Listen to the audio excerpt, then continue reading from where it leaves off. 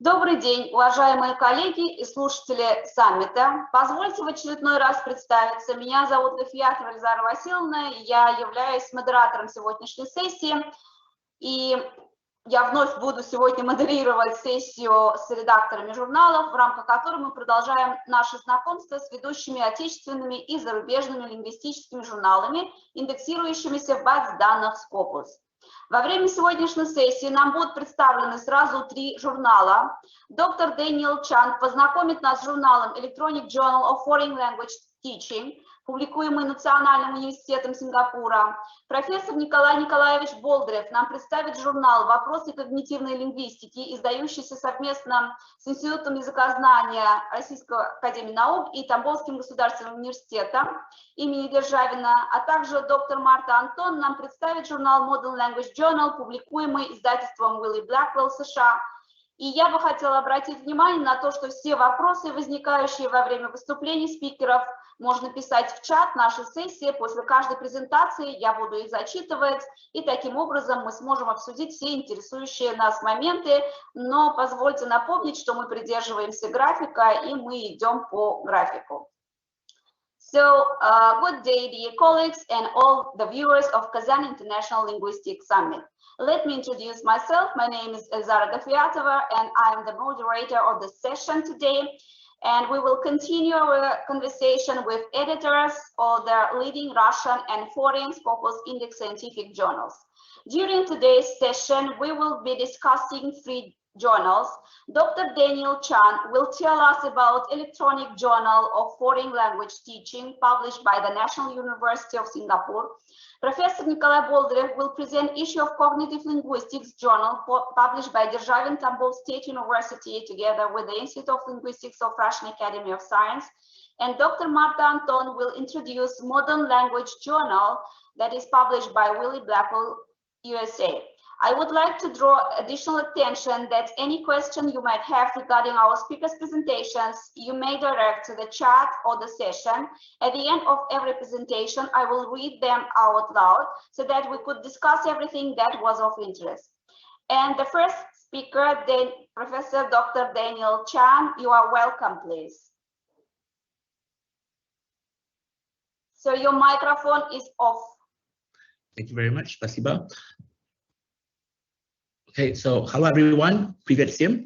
My name is Дэниел Чан, and I'm deeply honored to be part of this prestigious international event and greatly humbled by the opportunity and responsibility to be possibly the only Asian speaker among my colleagues who are here to represent their respective academic journals. Thank you, and Spasiba. So, a brief introduction about myself. So before I begin, I would like to just introduce myself with a very short anecdote. More than 20 years ago, I obtained a scholarship from my government to embark on my university education in a French university in France. So I was this scrawny 18-year-old boy arriving in a foreign country, eagerly looking forward to using my French on a daily basis after having studied it for 6 years. In my first year as an undergraduate student, I tried to study Russian as an optional elective module for 1 semester. And even though I had considered myself to be already very fluent in French, it still proved too difficult for me at that time to learn a new foreign language through another foreign language. What I lacked in my learning of the Russian language were 2 key ingredients. One missing ingredient was motivation.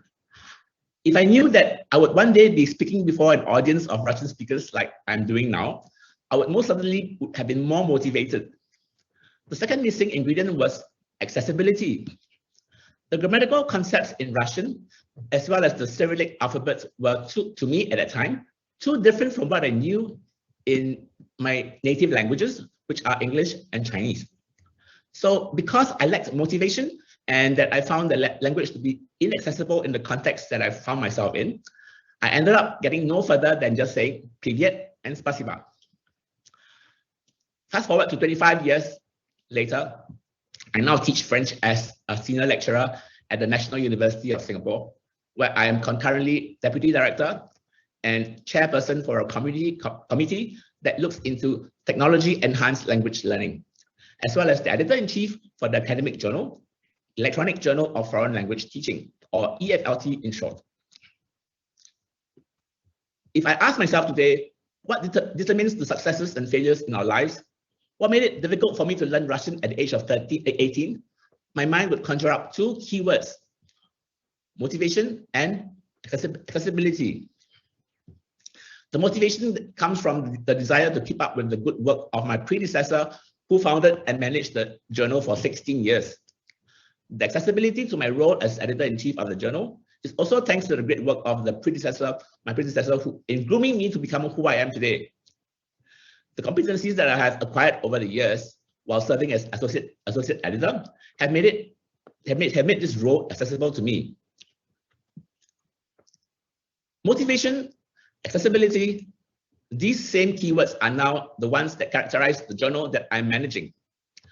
A journal that is openly accessible, an open access electronic journal, an open access journal about foreign language teaching. And this journal is none other than EFLT, or the Electronic Journal of Foreign Language Teaching, which I will now present in greater detail. I will first outline the historical context of our journal. I will highlight our mission, the scope of the journal, and some accomplishments that we have had so far. I will explain how we function as a double-blind, peer-reviewed online open access journal, as well as the benefits and limitations of this publishing model. And I conclude with a glimpse of what the future of the journal could look like. The historical context of the journal. Context is something that provides the key for language learners to understand both the explicit, what people say, and the implicit, what is not said but is understood. Similarly, it is vital that I outline for you the context and circumstances in which our journal was established, so that you may understand how and why we operate in a certain manner. The Electronic Journal of Foreign Language Teaching, or EFLT in short, is the brainchild of our former director of the Center for Language Studies, or the CLS, Professor Chan. It is an uncanny coincidence that the family name of my predecessor and mine are spelled the same. EFLT is the publication of the Center for Language Studies, or CLS, where I teach French and serve as the deputy director. Our center, which is now celebrating its 20th anniversary as we speak, was formed in 2001 to meet the needs of our students learning foreign languages at the National University of Singapore. Starting with only 9 languages 20 years ago, the list of languages that we teach at the CLS has now expanded to 13. 20 years later, there are 3 European languages, French, German, and Spanish, 10 Asian languages, namely 3 East Asian languages like Mandarin Chinese, Japanese, and Korean, 4 Southeast Asian languages, which are Malay, Indonesian, Thai, and Vietnamese, 2 South Asian languages, Hindi and Tamil, and 1 language of Western Asia, better known as the Middle East, the Arabic language. It is in this context that Professor Chan, my predecessor, who was also the director of the center, led a group of like-minded colleagues in setting up the academic journal in the year 2004. What is our mission and scope? The primary mission of EFLT is, quote, to disseminate scholarly information that impacts on and that makes a contribution to research, development, and practice in second language and foreign language teaching and learning. In other words, the journal seeks to publish useful and accessible knowledge about teaching and learning. As a secondary mission, the journal also aims to encourage and provide an inclusive channel for debates and the promotion of innovation in language teaching, in particular, of course, foreign language teaching. To achieve this, we want to be able to reach out to a wide range of audience and readers, including academic researchers, practitioners, and other professionals of languages other than English. This does not mean, however, that we are not interested in the teaching of English. Now, double negatives are always harder for the brain to process. But on the contrary, we want to be accessible to researchers and practitioners interested in any and all languages that are being taught as second or foreign languages around the world. So it does not matter to our journal what languages are being covered by the research on language teaching. Then what matters? The 2 things that matters are, 1, whether the research intended for publication falls within the scope of the journal. And secondly, the language medium in which the research article is presented in. Firstly, the scope of the journal covers research areas that revolve around the inquiry and development of knowledge and second and foreign language education. These areas include, but are not limited to, teaching methodologies, curriculum development and syllabus design, materials design, teacher education and professional development, theories of second language acquisition, theories of second and foreign language teaching and learning, innovation and new technologies in language teaching and learning, and linguistic theories in relation to language teaching and learning. The other thing that matters in the language that matters to the journal is the language in which the author wrote the manuscript in. Without going against the principles underlying our mission, we are unfortunately humans who are only able to assess and access manuscripts written in one of the 13 languages that are being taught at the CLS.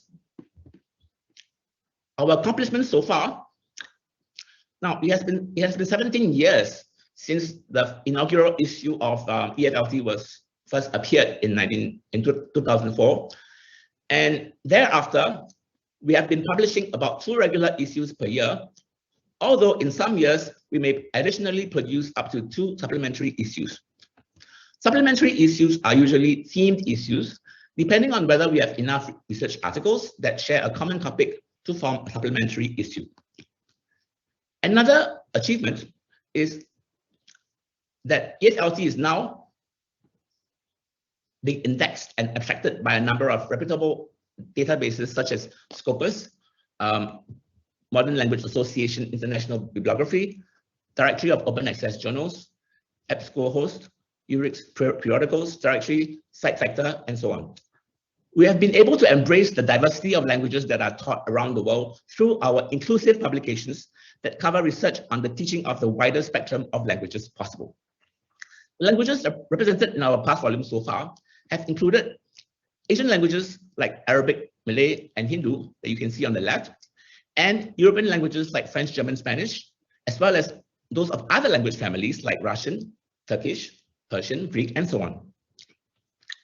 Another significant milestone that deserves to be mentioned is that next month, we would have published our 50th issue. That would be 35 regular issues and 15 supplementary issues.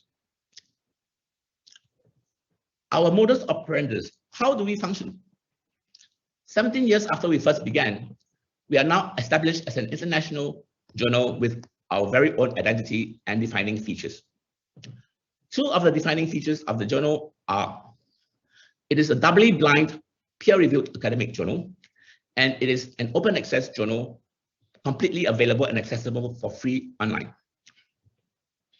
Let me first address the point about our review process. All submissions of research articles will first have to pass a preliminary round of scan through an online anti-plagiarism software. Then it gets picked up by one of the associate editors, who will make the first call of assessments regarding its relevance to research, developments, and/or practice in second and foreign language teaching and learning. Those that pass the round of internal review then get forwarded to 2 anonymous reviewers who are international experts in the subfield of research from many leading universities around the world.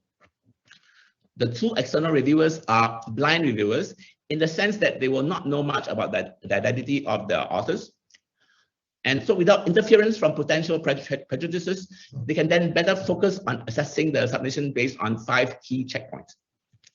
The first point is the article should make reference to previous research or theories in language education, language acquisition, or related fields of study. It should provide a clear indication of how the reported project is related to this body of literature. Secondly, qualitative and quantitative empirical studies that are being reported on should have a systematic and coherent method of study.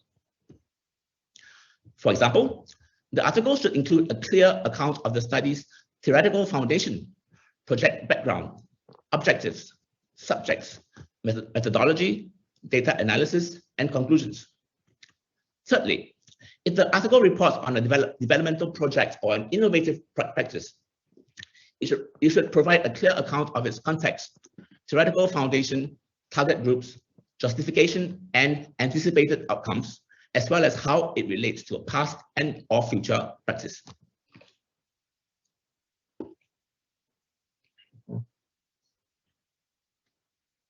Fourthly, the article should discuss, missed the slide. The article should discuss implications of the reported project and or report on any conclusions or products which may be of relevance to future research, development, and practice. The fifth and last point is that the article should be of an acceptable quality in terms of linguistic accuracy, clarity, and coherence. Now, based on the judgment of the manuscript against these 5 tech points, the anonymous external reviewers will then either accept the article without revisions, which is a case that rarely happens, or accept the article provisionally pending minor revisions, or recommend that the author revise and resubmit the paper for a reassessment, the most common case, or finally, to completely reject the article.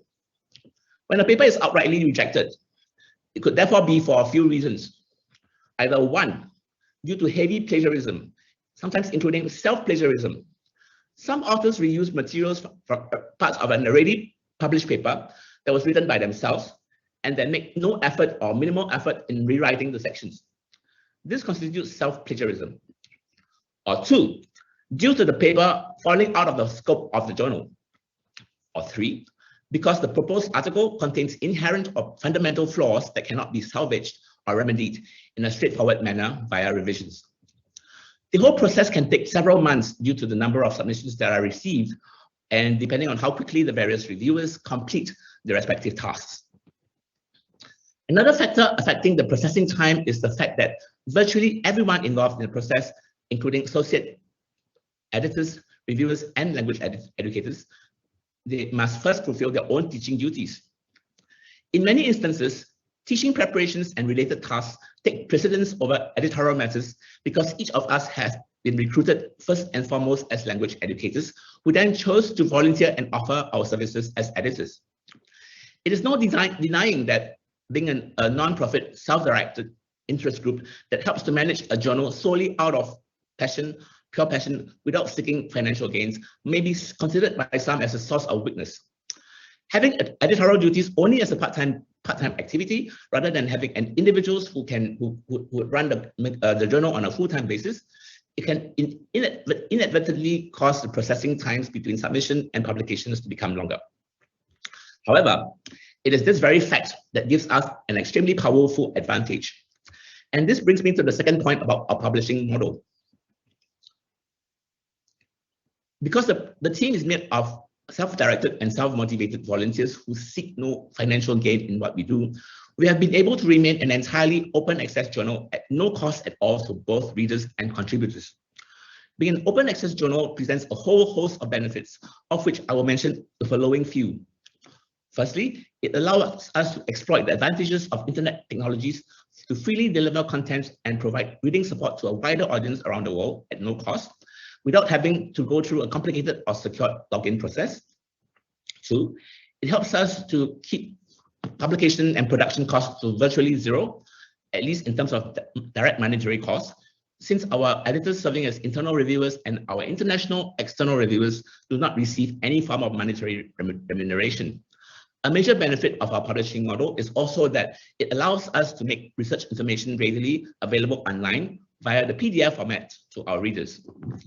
Thirdly, there's no major issue with copyright because our journal has been licensed as Creative Commons license 4.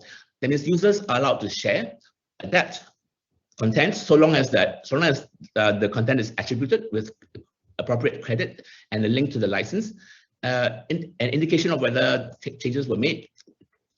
4, this increases our visibility and exposure of the journal. Consequently, also that of our authors, whose articles often appear near or at the top of Google searches, allowing us to reach out easily to potential readers who are interested in the relevant fields. Number 5, It is also not surprising that as we become more established as an e-journal, we also become well known to language teachers, researchers, and professionals from around the world, thereby improving the search engine optimization for our journals and their articles. Number 6, this allows the journal to have a more global impact and wider outreach. And this would explain why we have been receiving more and more submissions every year. Just to cite a few examples, other than contributions that we receive from Asia-Pac countries, including North America or Europe, we have also received contributions from places as far as South America, Chile or Brazil, the Middle East or African countries, Iran, Palestine, Egypt, Ethiopia, South Africa, and so on. Number 7, as a result of our increased visibility and global impact, there's a natural selection of quality submissions. So over the past 10 years alone, we have seen at least a 3-fold increase in the number of submissions. In 2010, we had 91 submissions. 10 years later, we had 314 papers. Number 8, this also means, unfortunately, that the rejection rate has been constantly on the increase. We rejected about 33% of the papers in 2005, and the rejection rate went up to 87% in 2010. 2015, it was 90%, and 2020, it was 93%. And lastly, the increased visibility also means that the citation rates have been pushed and driven upwards. Taking the value for a 4-year period up to 2012, the citation index was 0.174, and for the 4-year period in 2018, it was 0.674. So when we consider the overall picture, there are both pros and cons to our mode of operation, and hopefully we will see more advantages than disadvantages. Now we move towards, as the world moves on and sees itself being transformed through time and technology, so will the world of digital scholarship and our journal. We see internet users being more and more obsessed with shortcuts, URL shorteners, and speedy redirects on one hand, and also the quest for increased visibility on the other. URL shorteners are one sure way to make a journal's address memorable and easily accessible. In the case of EFLT, our URL has always been e-flt.nus.edu.sg, and now we have acquired even shorter URLs such as e-flt.sg or e-flt.com, as well as the ultimate shortener e-f.lt. If you were to click on submission information on our website, you would now be automatically redirected to another URL, which is e-flt.review, which is where our new online manuscript submission and peer review system is housed. Another instance of how we will be looking to become more accessible through shortcuts is with document object identifiers, or DOIs. As we are planning to do this, we're planning to do this by working with a registration agency like Crossref, and once we are linked up with via DOI names, it will be a breeze for journal articles to be cited. Since DOI will guarantee that references are cited correctly, accurately, and quickly, the published journals and works contained therein will naturally become more visible, and the impact factor of the journal and its authors will receive a boost. Given these benefits, I foresee more and more authors wanting to publish only with journals that can provide their work with DOIs. When we talk about increased visibility, this can be done through SEO, search engine optimizations, and how to drive more traffic to your journal's website. Some journals have even moved into the space of social media by having accounts on Twitter, Facebook, Instagram, LinkedIn, and YouTube, just to cite a few examples. One blog even reported that articles with journals on their articles from journals with Twitter accounts are 46% more tweeted on average than articles from journals without a Twitter account. Improving the impact factor and citation rates through an increased accessibility and visibility, this is how we plan to make ourselves stay relevant and competitive in the next lap. Thank you all for your attention. Thank you to my interpreter Elena for the wonderful job that she has been doing. Thank you in particular to Professor Dr. Alzara Gafiotawa, Deputy Director for International Affairs and Development, Institute of Philology and Intercultural Communication, Kazan Federal University, for this kind invitation to participate as a speaker at this second Kazan International Linguistics Summit. Thank you very much. Спасибо. Thank you, Dr. Chan, for your presentation. I welcome our audience to ask your questions and share your ideas regarding everything that was mentioned during the presentation. Okay, I see Zarema. Zarema, you are welcome.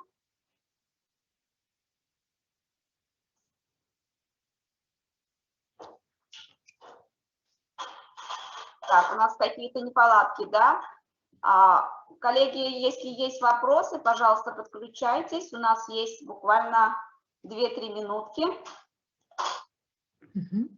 Вижу руку, да, Мария Александровна. So, you are welcome. Yes, I have one question. Dear Mr. Chan, thank you very much for your interesting presentation. I'm a German teacher at the Kazan Federal University. My name is Maria Kulkova, and I have a few questions. How long are the articles considered by the editorial board of the journal? The first question. And what is the periodicity of the journal and the cost of publication? Okay, so thank you very much. No problem. So you're asking about how long it takes between submission and publication time, right? Yeah. So yeah, it's variable. It can take several months depending on the availability of our reviewers, but moving forward, we have adopted an online submission system where you can deposit your submission through a system, and it will automatically generate. You will automatically get forwarded to reviewers, and you should shorten your waiting time. I can't tell you exactly how long, but anything from say 3 to 6 months. And the second question was about. What was it again? The second question? Periodicity and costs of publication. Okay, so the cost is virtually zero. So it's a journal that has zero cost to readers and contributors. So authors do not have to pay anything. Now that we have this system, we actually have to pay for every paper that is submitted to this system, but we're not transferring the cost to you. So it's free. Very good. Thank you very much. Thank you very much. Okay, thank you very much for your presentation. So we have our time limit. Thank you very much, Dr. Chan. So if we get more questions, we will send by email. Спасибо большое. Я благодарю всех участников за то, что вы заинтересовались, да, данной тематикой. А теперь хочу предоставить слово Николаю Николаевичу Болдыреву. Николай Николаевич, доктор филологических наук, профессор, заслуженный деятель науки Российской Федерации, главный редактор журнала «Вопросы когнитивной лингвистики» и серии «Когнитивные исследования языка», заслуженный деятель науки Российской Федерации, почетный президент Общероссийской общественной организации, Российская ассоциация лингвистов-когнитологов, директор сетевого научно-образовательного центра когнитивных исследований Тамбовского государственного университета имени Державина. I thank all the participants for such an interesting discussion, and now I invite to give a speech to Nikolai Nikolaevich Boldyrev.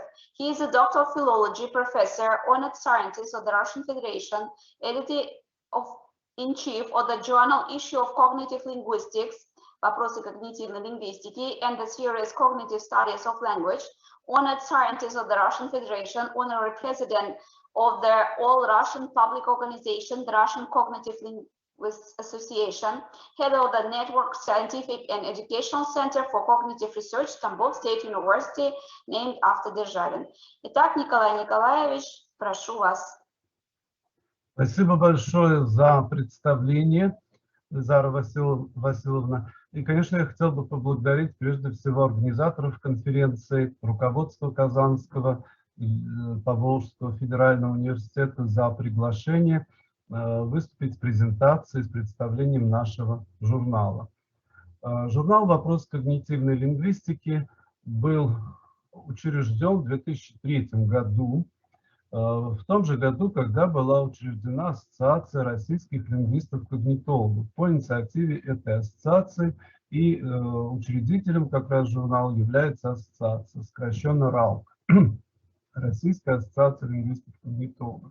Издаваться он начал ежеквартально, то есть 4 номера в год с 2004 года. В 2004 вышло 3 номера, а потом уже с 2005 по 4 номера в год. На сегодняшний день у нас 87 выпусков журнала. Издается наш журнал совместно с Институтом языкознания РАН и Тамбовским государственным университетом имени Державина. Вот в первом выпуске были приветственные письма от директора института, светлой памяти Виктора Алексеевича Виноградова, и ректора тогдашнего нашего университета Владислава Михайловича Юрьева. Вот здесь кратко можно посмотреть состав нашей редколлегии, и я бы хотел обратить внимание на то, что в состав редколлегии входят ведущие ученые России и также зарубежные ученые, такие как Стивен Коули, Марк Тернер. До недавнего времени у нас был Жиль Факанье, к сожалению, он уже ушел из жизни, и Ханс Мелик, Германия.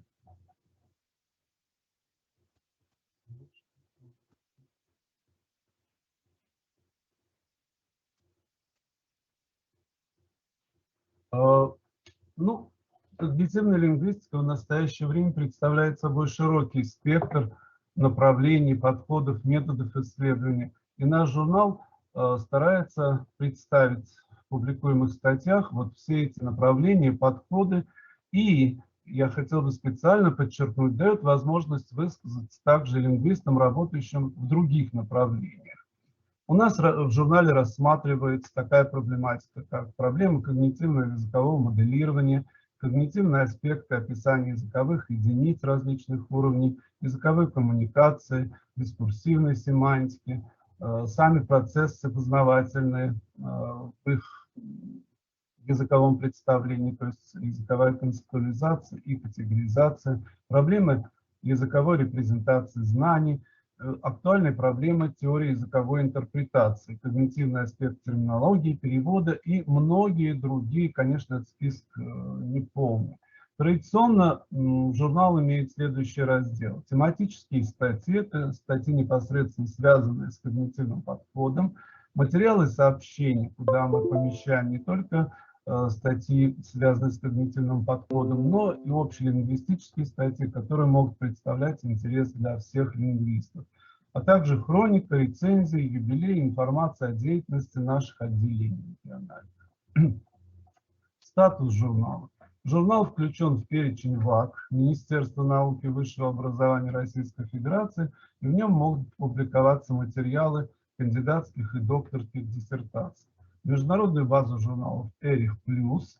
Материалы журнала сейчас мы опубликовали уже более 1200 статей за 17 лет, размещаются на платформе Российского индекса научного цитирования в Российской электронной библиотеке. Вот по результатам 2019 года журнал занимал первое место в рейтинге Science Index по тематике языкознания.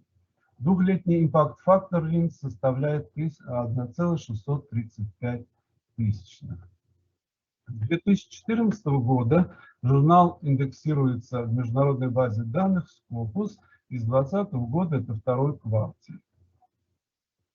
Николай Николаевич, простите, пожалуйста, у нас тут немножечко технические заминки, да, слайды у нас не передвигаются, не перелистываются. Так. Уважаемые операторы, Тамила, мы пытаемся демонстрировать экран, но у нас не получается. Возможно, профессор сам должен прокручивать. А я прокручиваю. Так, у нас ничего не двигается. Вот сейчас не двигается? Нет. Мы вроде бы с вами проверяли, все двигалось. У нас вот стоит первый слайд. Первый слайд, да. Ну, в принципе, вся информация, я ее излагаю. Угу. Тамила, у вас есть презентация?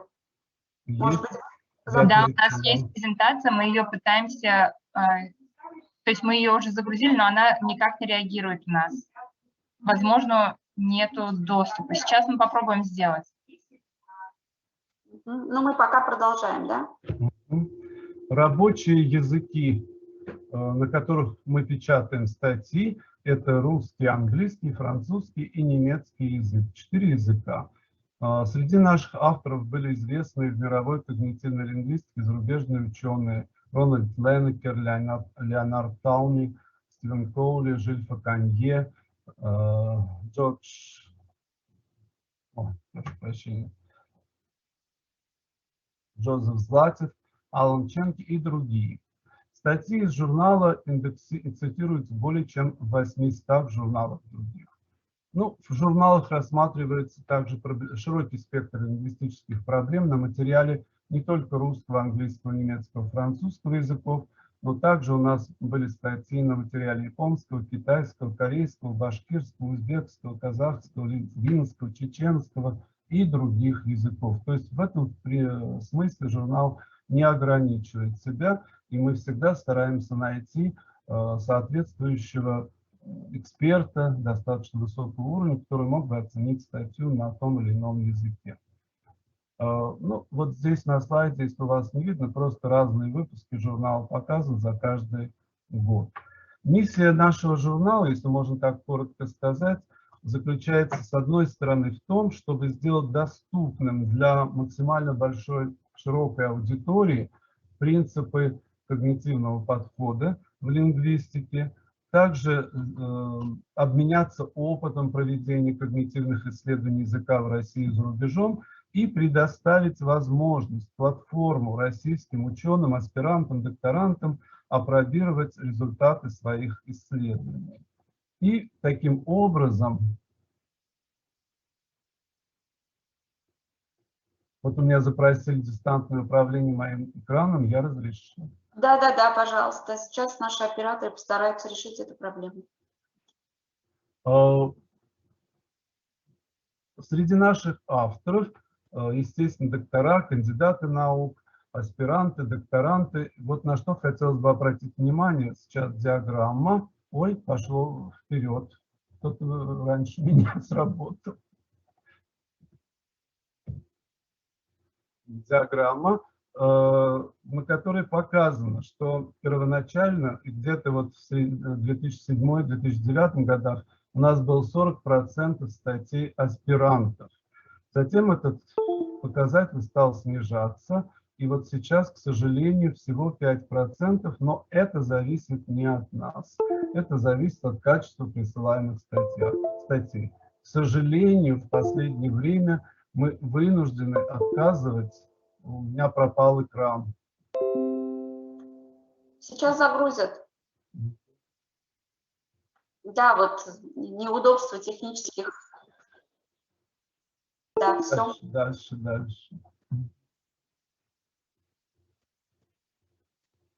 То есть я уже не могу, да, управлять?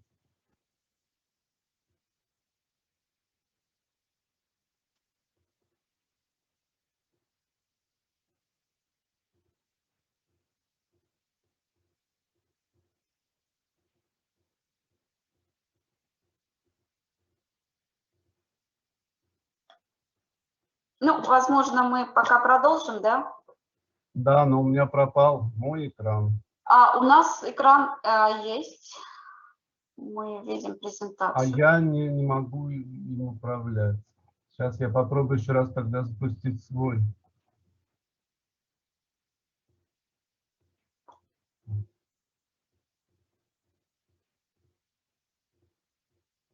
Да, вот.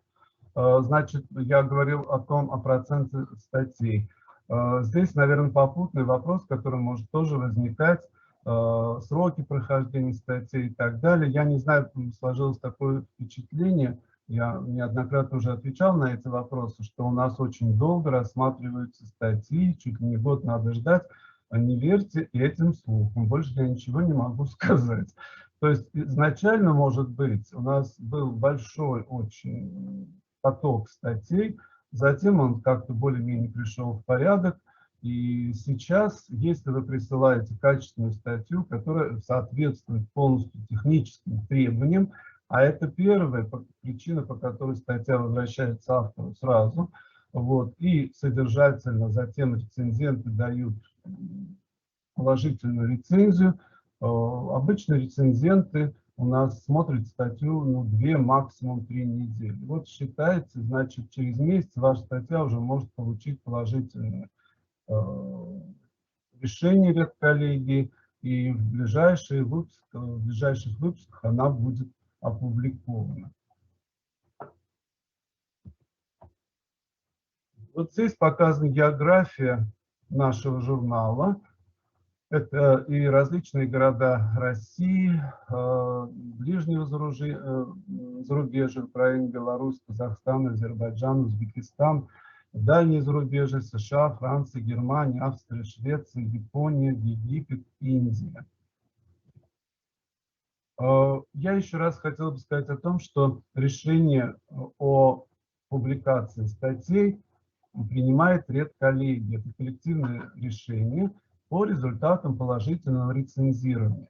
Журнал не финансируется государственными или коммерческими организациями и издается на средства членских взносов членов РАЛ. Поэтому рецензирование статей авторов, которые не являются членами РАЛ, платное, но только после положительного решения редколлегии. Ну, тут опять у меня запросили управление.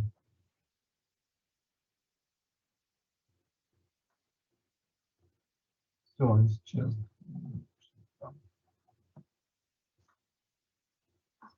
Ну да, что-то у нас технические проблемы. Я вижу только вас. Так, теперь мы видим на полный экран презентацию. Я ее не вижу. Видимо, у нас... Вот теперь у нас пошла презентация. Вот ваша презентация, все, у нас пошла. Но она не идет у меня. У меня вот мой почему-то экран. Сейчас, секунду, я уберу. Языки публикаций. Все отлично. Да. Дальше, пожалуйста. Это я уже проговорил все. Про авторов поговорил. Дальше. Вот географию я уже тоже проговорил. Вот решение о публикации. Да, вот на этом слайде остановитесь, пожалуйста, предыдущий. Еще предыдущий, да. Решение о публикации принимает редколлегия по результатам положительного рецензирования. Я еще раз повторюсь, что журнал не финансируется государственными или коммерческими организациями и издается на средства членов РАЛК. Поэтому, конечно, приоритетное право для публикации у членов РАЛК, и у них льготная, так сказать, оплата в зависимости от стажа пребывания. 107 лет в РАЛК, для тех публикации только бесплатная. Еще раз специально хочу подчеркнуть, журнал не публикует статьи на коммерческой основе или по договорам, потому что мы регулярно получаем такие предложения. Более того, в этом году нам даже предложили из Европы продать журнал свой. Но это журнал не частный, не мой лично. Письмо пришло ко мне на электронную почту. Это журнал нашей ассоциации. Конечно, пока мы живем, пока живет ассоциация, мы будем стараться его поддерживать, держать. Нам помогает Тамбовский госуниверситет и только вот членский взнос. Поэтому все, кто присылает свои статьи, не является членом РАЛК, а это не запрещено, каждый может стать членом РАЛК. Пожалуйста, для вас тоже будет платное лицензирование, но льготное, и через 7 лет бесплатное совсем. Здесь нужно просто понимание, что мы не можем, я не могу как главный редактор, да, за деньги членов РАЛК публиковать статьи других авторов, которые пожелали опубликоваться в журнале. Я еще раз повторюсь, то, что в первую очередь это технические требования должны быть выполнены абсолютно точно, и содержательно тоже, как рекомендовано в правилах. Я потом сейчас чуть позже покажу адрес, где это можно все посмотреть. Если статья соответствует и техническим, и содержательным требованиям, через месяц, максимум полтора, будет соответствующее положительное решение редколлегии. Или же статья может быть отправлена на доработку. Тогда, естественно, сроки удлиняются, уже зависит от автора, как долго он будет переделывать статью. Это может быть и 2, и 3 месяца, но это уже не по вине редакции. Следующий слайд, пожалуйста. У меня Я уже не могу передвигать. Следующий слайд. Рецензирование осуществляет экспертный совет, который состоит из известных отечественных лингвистов, это ведущий ученый института языкознания РАН, ТГУ Державина, члены редколлегии и доктора, профессора из других вузов, ведущих, опять же, МГУ, СПбГУ, лингвистические метарезы и так далее. Все материалы проходят двойное, слепое, анонимное рецензирование. И окончательное решение, еще раз, о публикации или необходимости доработки статьи, ее повторном представлении, повторное рецензирование бесплатное, или об отказе публикации принимает редколлегия на основе письменных заключений экспертов. Мой большой совет: в дискуссию, и это наша политика, в дискуссию с авторами по результатам рецензирования редакция не вступает. Имена экспертов мы не разглашаем по понятным причинам. Начинает, ну вот я не могу свое имя спрятать и свой адрес. Мне лично часто шлют недовольные авторы, недовольные письма. Авторы, которые слышат и понимают, они прислушиваются к замечаниям экспертов, исправляют быстренько, и мы статью эту публикуем. А дальше, если человек не хочет, пожалуйста, есть другие журналы, посылайте туда, где вас опубликуют. Устраивать дискуссии, сами знаете, наши эксперты не настроены. Если мы будем разглашать их имена, то они будут отказываться рецензировать. По этой же причине мы не вывешиваем рецензии в РИНС, потому что это, в общем-то, право интеллектуального рецензента. А рецензенты не согласны, они отказались, чтобы их лицензии вывешивались в РИНС на всеобщее вот это обозрение. Но авторам они предоставляются. Следующий слайд, пожалуйста. Вот электронный адрес для представления статьи в журнал «Вопрос когнитивной лингвистики». Эксперт, /RALK, mail.ru. Как только ваша статья поступает в журнал, ей начинает заниматься ответственный секретарь журнала Юлия Леонидовна Фарафонтова. Она связывается с автором, обговаривает условия. Если технические недоработки, она сразу возвращает статью. Если там все нормально, статья направляется на рецензию. Следующий слайд, пожалуйста. Технические и содержательные требования, нет смысла здесь их подробно пересказывать, там несколько страниц. Изложено в правилах для авторов на сайте журнала. Можно зайти на сайт ассоциации. Это очень просто, написать «Российская ассоциация лингвистов-когнитологов» или даже просто 4 буквы «RALK».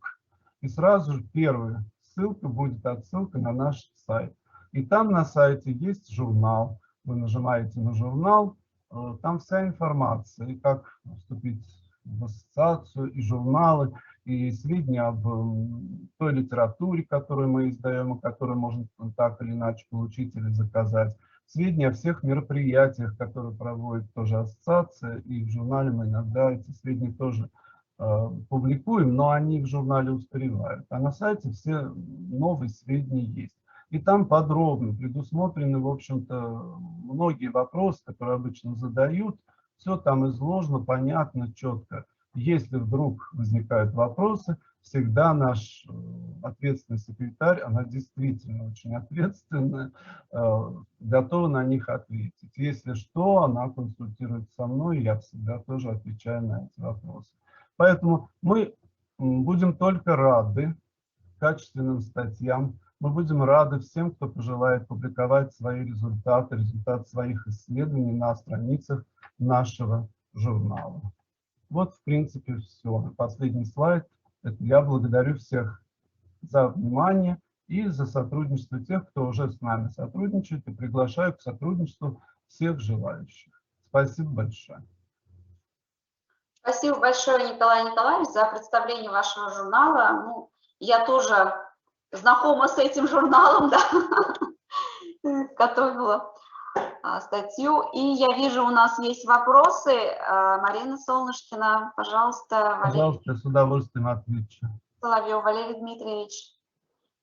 Здравствуйте, Николай Николаевич. Спасибо большое за выступление. И Вот тот опыт, которым вы делились, он, конечно, для нас абсолютно бесценен, потому что и в нашем университете стоит задача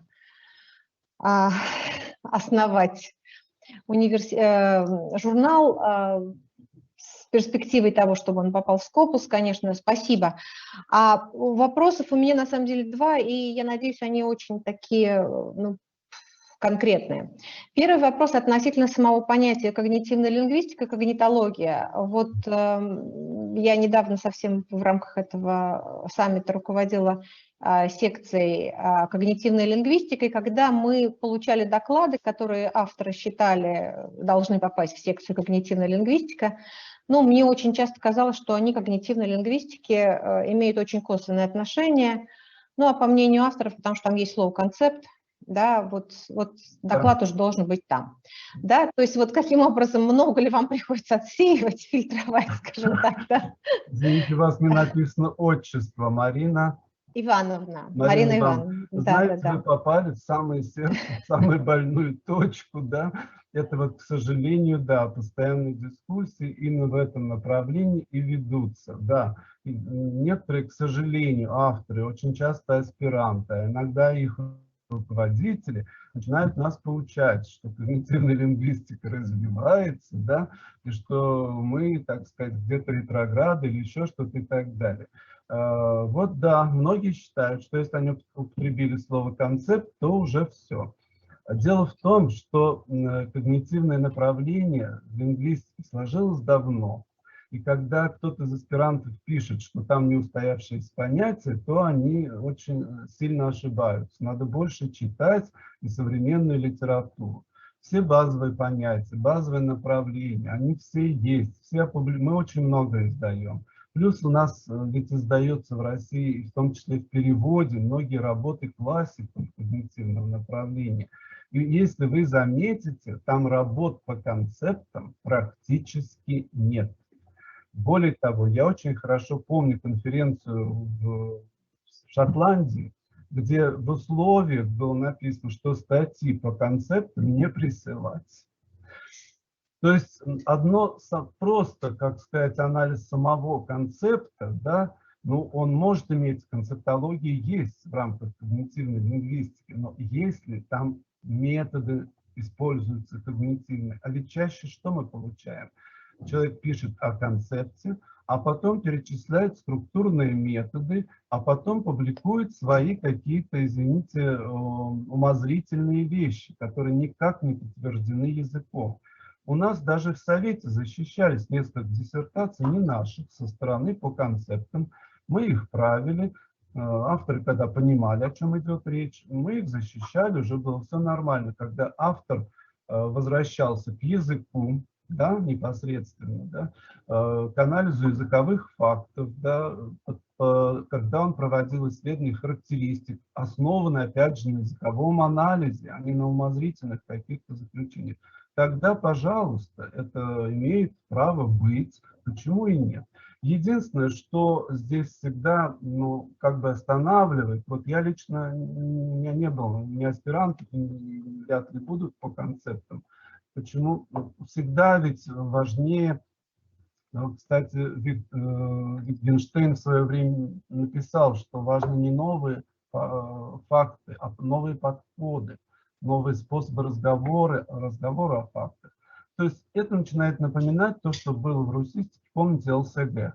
ЛСГ глаголов таких-то, таких-то, и пошла. Отработанная технология, по ней вот это все вперемешку. Но самое страшное, когда люди неграмотно используют вот все базовые понятия, вкладывают свое какое-то понимание, здравый смысл примешивают, против чего еще Моррис предостерегал и так далее. Поэтому я совершенно с вами солидарен. Я допускаю, к сожалению, я не слышал эти доклады, но я допускаю, что бывают разные доклады.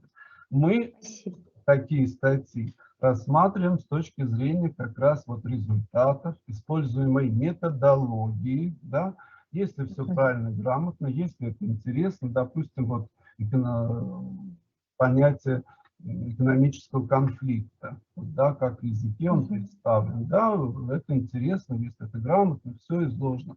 А если просто умозрительные какие-то вещи и подобраны какие-то примеры, ну, извините, где результат?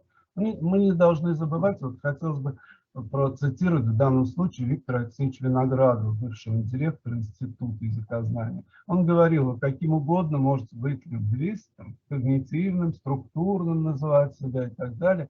Вы прежде всего должны быть лингвистами. Вот это самое главное. Виктор Алексеевич в частной беседе, он, поскольку был моим оппонентом, первым оппонентом на докторской, а в 2004 еще году сказал с грустью в голосе: Марина, Россия больна концептулезом.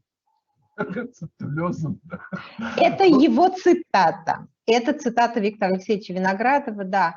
Но с той поры, вот, к сожалению, мы лечимся и я с вами лечимся. солидарен, и, к сожалению, я на своем уровне, как могу, это пропагандирую и в лекциях, и везде, и пытаемся объяснять. Но, к сожалению, вы знаете, у нас очень много агрессивных таких докторов наук, которые считают, что они лучше всех все понимают, и вообще, что мы, пожалуйста, никто не запрещает, но аргументируйте, мне всегда главное, аргументируйте.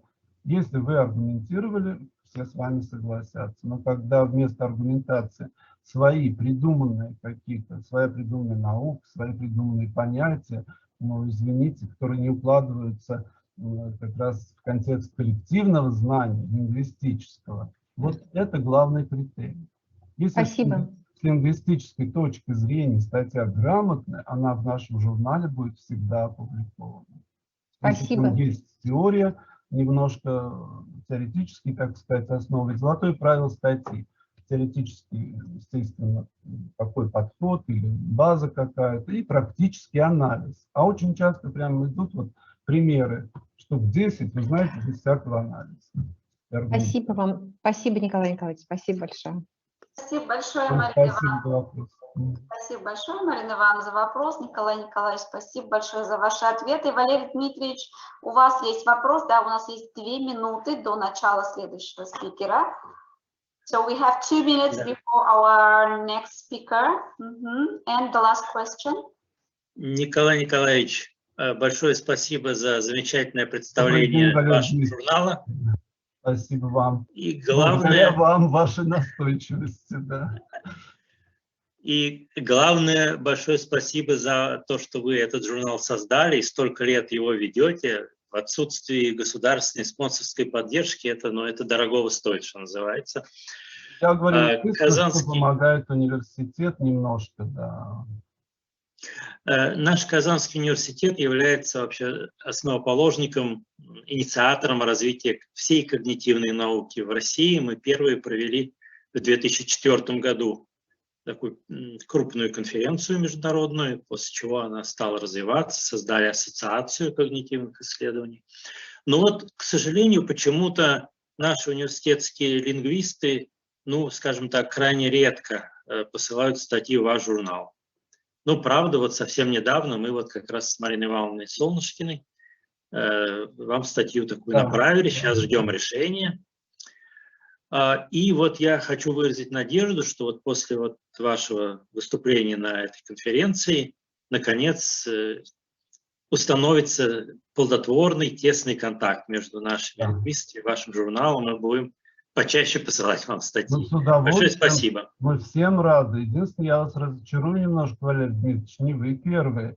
В 1998 году в Тамбове прошла первая школа-семинар по когнитивной лингвистике. И наша ассоциация появилась в 2003 году. А в 1999 и так далее нас шли мероприятия и конгрессы. Так что мы свою пальму не отдадим. Не отдадите. Нет, это, конечно, я признаю, это само собой, но мы по всей когнитивной науке в целом. Надо больше сотрудничать. Я с вами абсолютно согласен.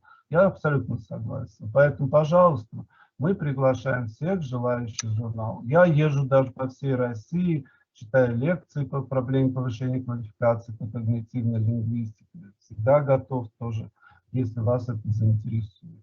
Надо находить точки соприкосновения, и потом надо понимать, надо становиться.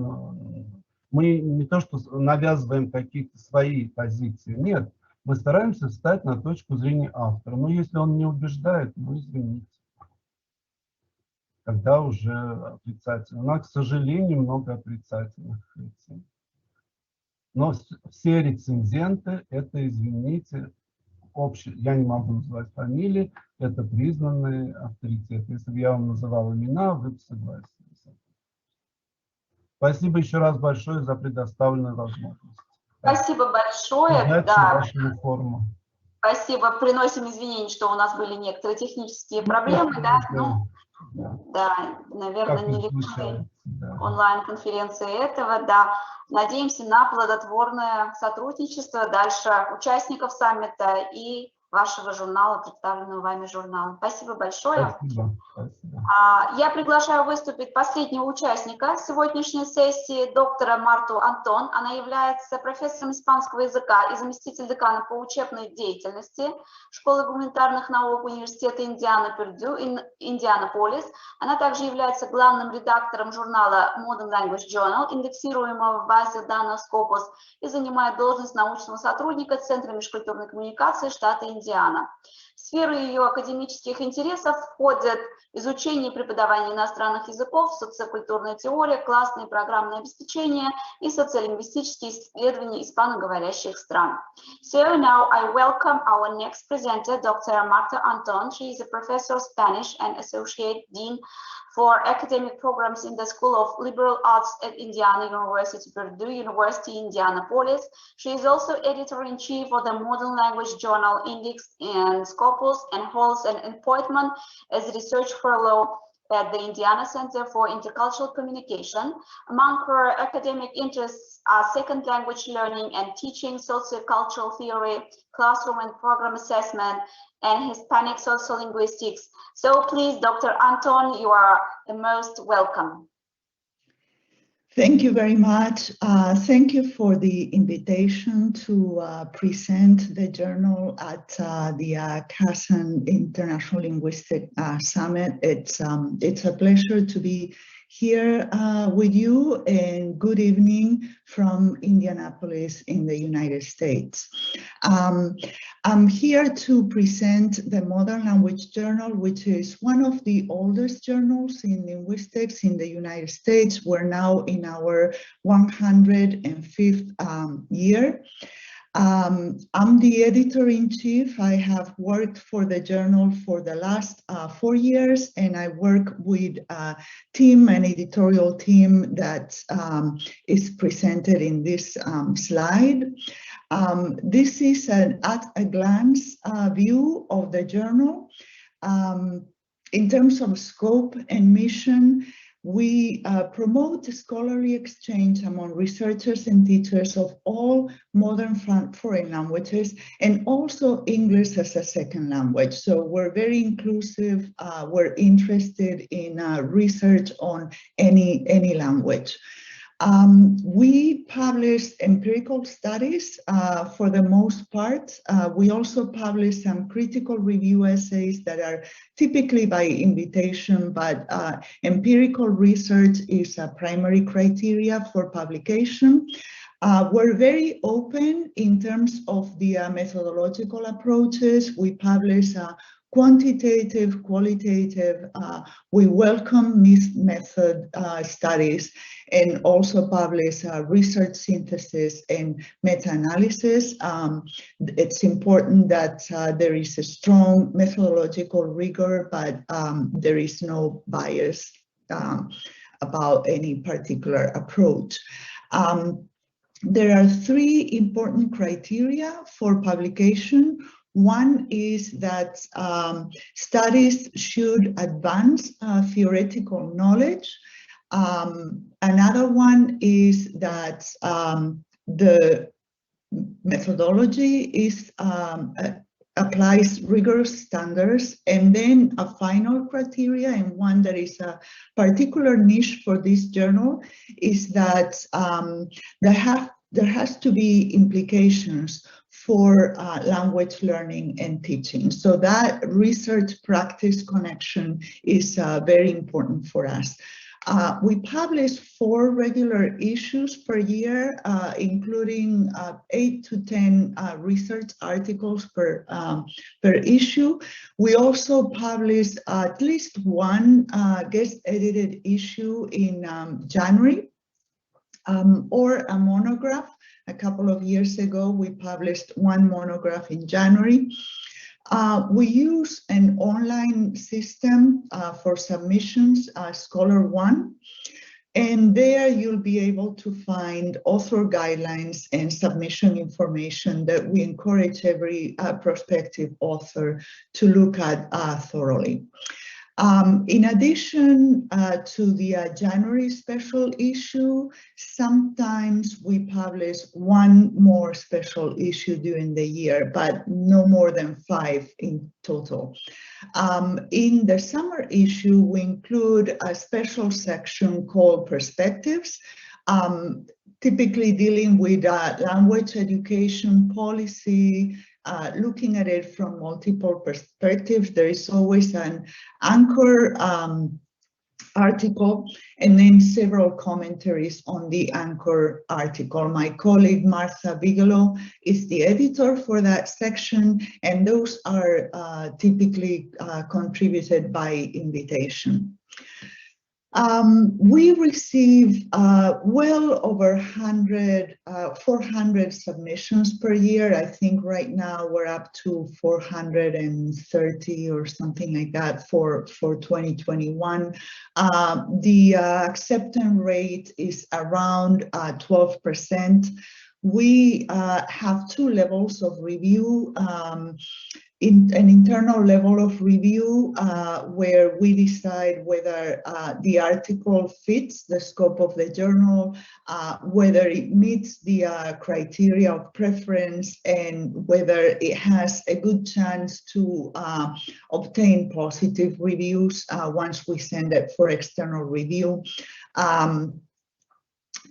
The articles that pass that level of review go for external review, blind peer review.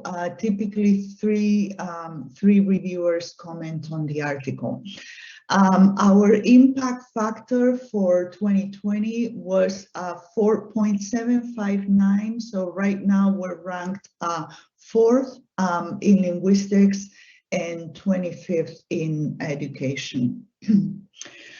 So why should you submit to the Modern Language Journal? Well, if your research focuses on that research-practice connection, Modern Language Journal would be a good home for your research. A second reason is that it would give international visibility for your work. We have wide international research. I think it's over 7,000 institutions and subscriptions around the world, very wide geographic reach. A third reason is that we tend to get very high quality blind reviews. So the feedback about your article should be helpful. Even if the article is not accepted, typically the feedback is detailed and very constructive. So it can be helpful to you in order to revise. Once the article is accepted, the publication is typically fast. We accept for the next issue. So typically within 3-6 months of acceptance, your article is already published. Acceptance takes a little longer. We try to send decisions between 4 to 6 months, but frankly now during COVID, it's been a bit delayed, so a bit more than 6 months at the moment. And finally, if your article gets accepted, the journal has consistently had a high impact factor, so that can be beneficial to you. In terms of research areas of interest, for us, diversity is the norm. As I said, we publish articles that are quantitative, that are cognitive oriented, that deal with English. I should say the language of publication is English. We can publish articles in translation, but all of the publications are in English.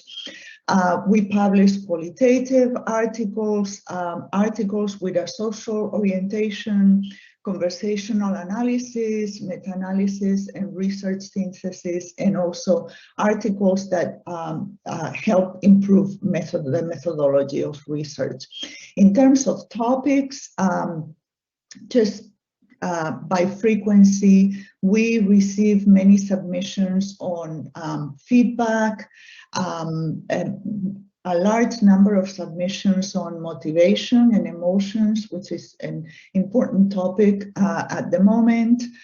Task-based instruction, content-based instruction on teacher development, development of writing, quite a bit on study abroad, although again, because of the pandemic situation, the opportunities for study abroad have been greatly diminished, and consequently the research has had to adapt to the circumstances.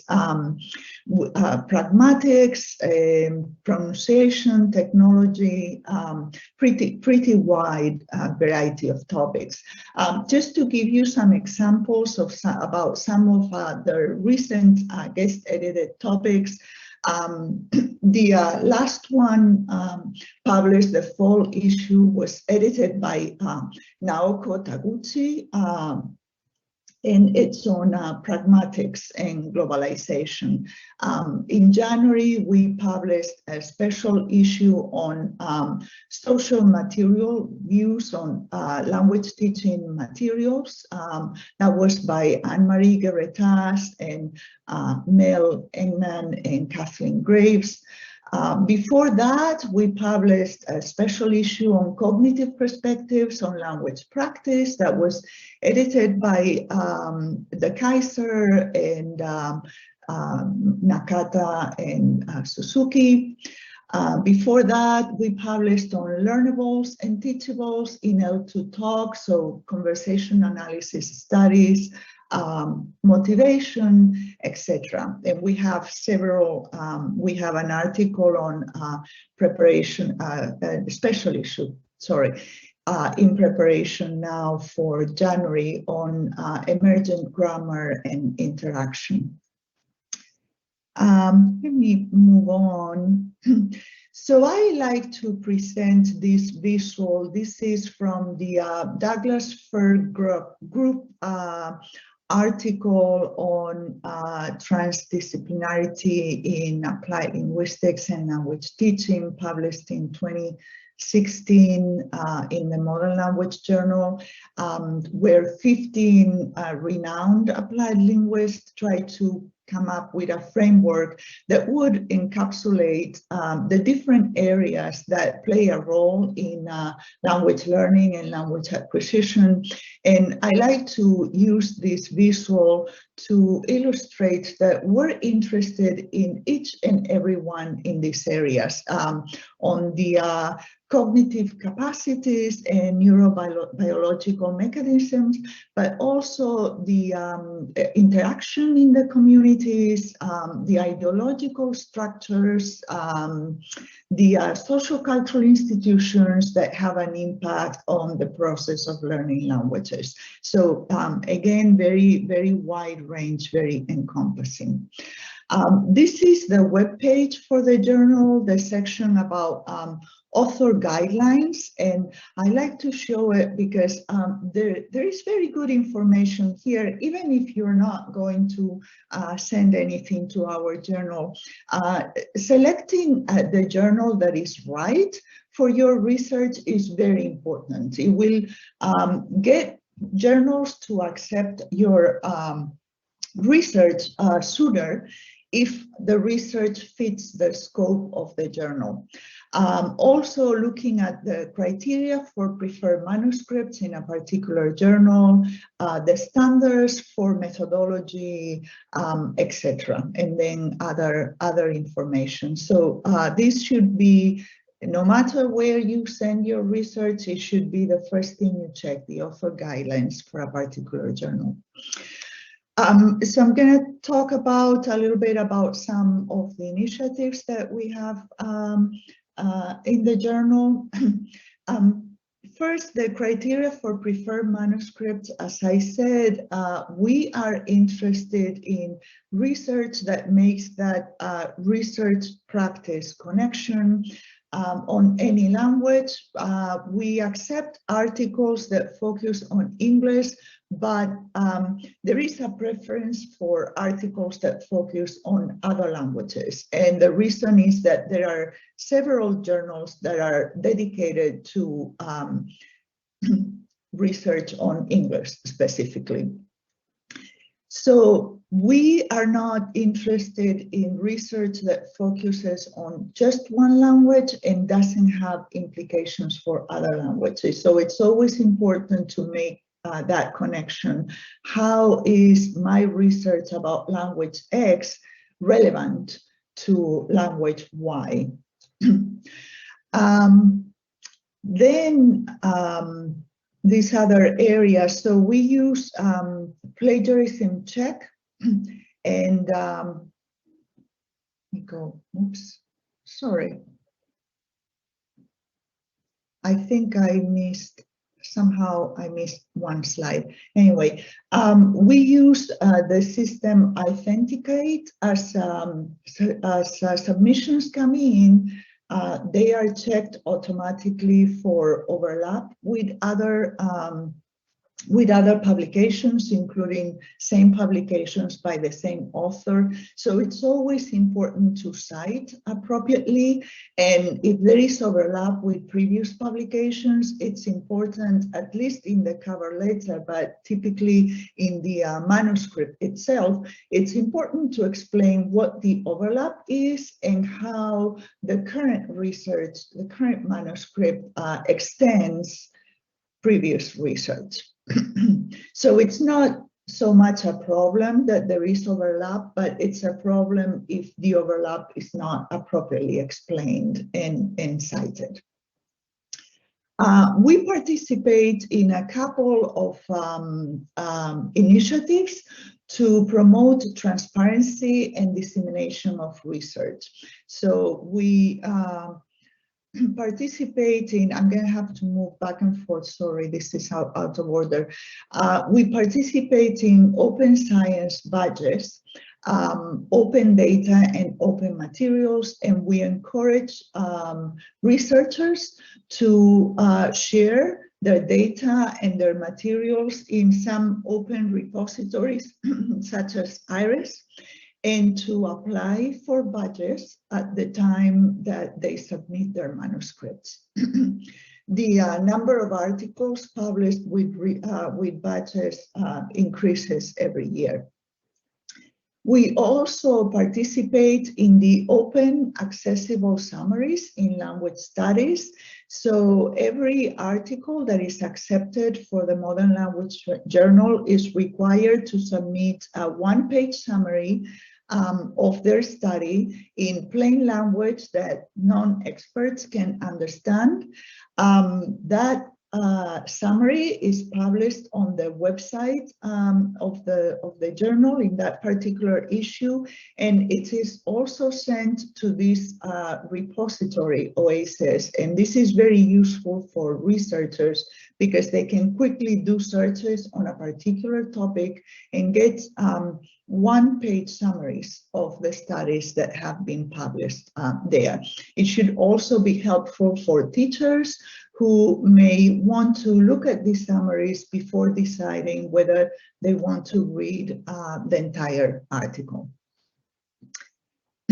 Finally, I wanted to talk about some of the calls from the field of applied linguistics in terms of the type of research that we need to move the field forward. So one is large data. Many of the studies that we have had in the past have small sizes. So we published an editorial last year about small sizes in quantitative studies, and the general sense is that, well, sometimes small size is inevitable and necessary, but ideally we should move to studies with large data. Also, longitudinal studies could give us a different perspective on the things we think we know about language learning and language acquisition. Multilingualism, there has been a turn for the last couple of decades, and we need to publish more studies that focus on multilingual learners, mixed method, collaborations among researchers, especially if they're in different sites. Multiple sites can help with gathering large data. Transdisciplinary research is encouraged as well, looking at phenomena from the perspectives of different disciplines, and especially transdisciplinary teams can be very useful. Replication of research, diversity of contexts. For many years, we've had many studies that focus on higher education, classroom context. We need to know more about how languages are learned in different contexts, individual factors, and also we need more about assessment of policies, of curriculum, program outcomes, how effective they are, and how all of those curriculum policies and programs can be improved. And the final point I want to make is conducting research now. So we are hopefully getting out of a pandemic that has affected our lives, sometimes in very negative ways, but has definitely affected how we conduct research and teaching in all environments. So researchers have had to adapt their frameworks of their research. They've had to change the focus of their design. Sometimes they've had to change their research questions. There have also been opportunities for global collaborations and opportunities to investigate the effect of technology of language learning and teaching. In a way, we've had this huge experiment, and we're beginning to see the results of that experiment in published research right now. We've published a couple of articles that have to do with the changes that we've had in language teaching and language learning as a result of the pandemic. So finally, why would we reject a manuscript? And these are some of the reasons. The main one is if the content is outside the scope of the journal.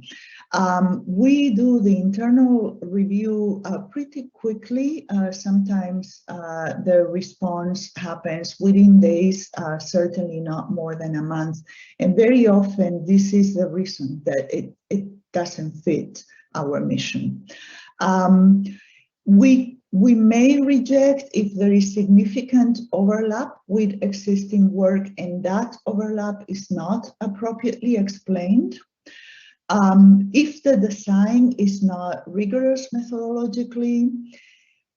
For us, the link to theoretical approaches is important. So if that link is not clear, the manuscript will be rejected. We're not interested in descriptive studies or descriptions of pedagogical practices unless they are linked to a theory. Clarity of focus of presentation is important. If the interpretation of the result is preliminary or speculative, we probably won't accept the article. If the findings are not original or highly significant, and this does not mean that statistically they have to be significant. Sometimes finding that there are no significant differences statistically is a highly significant result. I don't know if that's clear, but are the results important for the field, whether they're statistically significant or not? If the conclusions are not supported by the evidence, by the results, the manuscript will be rejected.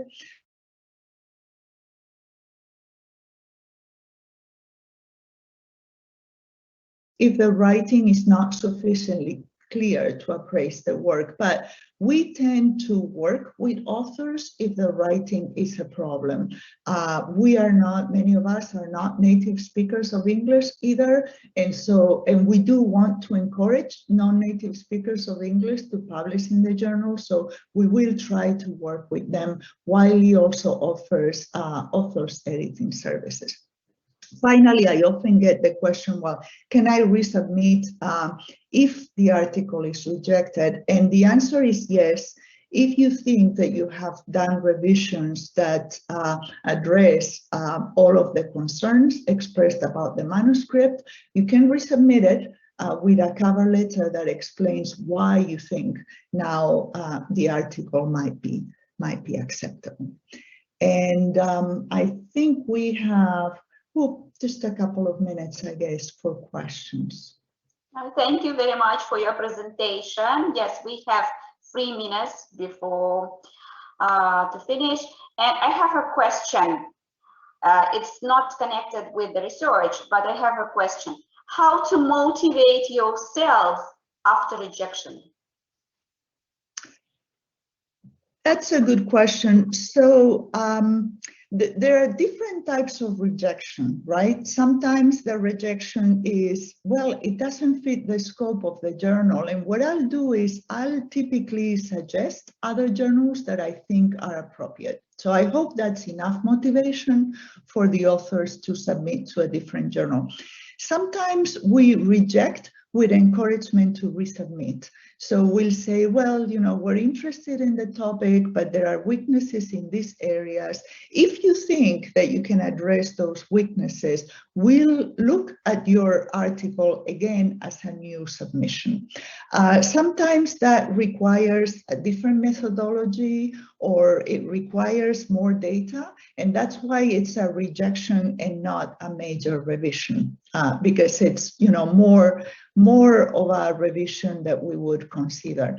And as I said, in our journal, our reviewers tend to give very long, very detailed and constructive comments. And I typically summarize those comments for the authors. So again, that's an incentive, because you get very specific recommendations from these highly expert colleagues on how you can improve your manuscript. So to me, it's a little bit like still being in school, right? Only that your teachers now are these colleagues around the world that have expertise on your topic, and they're giving you detailed feedback. So I hope that's motivating. Thank you very much. And I see that we have one more question, Marina Solmushkina. Well, thank you very much, Dr. Anton. Can I address you like that? Is it okay? Yeah. Yes, of course. Yeah. Marta is fine too. Thank you. Okay. Well, you are an inspiration yourself, because you mentioned that we non-speakers can still become the nucleus of a journal. Yeah. Thank you very much for this. So one very quick question, and maybe if we have time, then maybe a longer one. So you mentioned these editorial services which you provide for non-speakers of English. Are they very expensive, or are they free? Mm-hmm. Yeah, that's the first question. Yeah. Mm-hmm. It depends how much work the manuscript needs. If it's, you know, if there are errors, but the writing overall, it's okay. We'll do those edits ourselves. So again, I'm not a native speaker, so I'm fine with getting something that just doesn't sound completely right in English and fixing it. Once the article is accepted, I have a copy editor in the editorial team. If we are able to fix the language at that level, then that's free. It's part of what we do. But if the problems are such that the manuscript is incomprehensible to us, then we may suggest Wiley author services, and that's not free. There is a fee. I'm not sure what the fee is, but you can go to Wiley authors and you'll see all of the information there. But very often we do it in-house and there is no cost. Yeah, thank you very much for this. And I hope that we are going to be in the first group of those you mentioned. Yeah, another question is about the topics. You mentioned that you may be interested in the research and assessment of curriculum policies.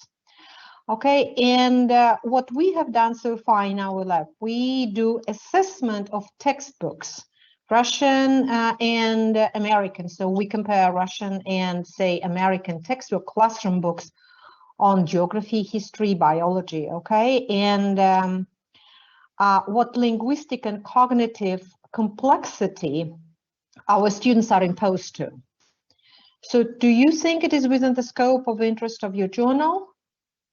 Will it be of some interest for you? So the analysis, the focus of the analysis is on language learning, right? How difficult the levels are for non-native. Yeah, more on methods of assessment and maybe alignment, yeah, or matching a student and a book. Okay. Yeah. Yeah, so you can go to the journal website and you can search by topic. And so if you put a textbook, several articles will come up that have been published. And that's always my main recommendation is read what has been published in the journal on your topic, because you will see, you know, what the expectations are and whether basically the journal is a conversation among scholars, right? So it's always important to see what has been said before about this topic in the journal. So I would say you can search by keyword. One would be textbook, but it seems to me that also articles on reading or lexical difficulty would be appropriate. And we have published several. There are some researchers that do this automatic analysis of text difficulty, and we have published, I can remember at least in these last 4 years, probably a couple. Good. Yeah, that's what we have been doing for over 10 years by now. Yes, thank you very much. Yeah, thank you. Thank you very much, Dr. Marta Антон, and our time is out. Thank you. И спасибо большое за участие. От лица всех слушателей сегодняшней сессии я благодарю наших уважаемых гостей за их выступления. Для нас большая честь видеть вас в качестве спикеров нашего саммита и хотела бы анонсировать завтрашние наши сессии.